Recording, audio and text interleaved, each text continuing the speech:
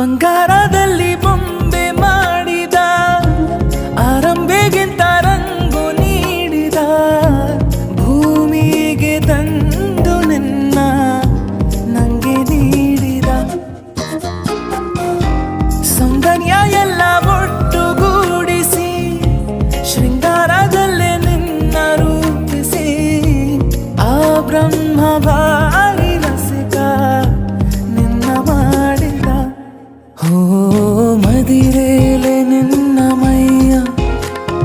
ಮಾಡಿದ್ದೆ ಒಂದು ಮಾಯ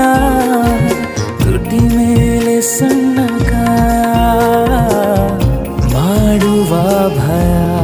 ನೀನೇ ನೀಡು ನಿನ್ನ ಮಾತನಾಡಿ ಮಾಯವಾಗಿ ನಿಂಗೆ ಕಾದಿನ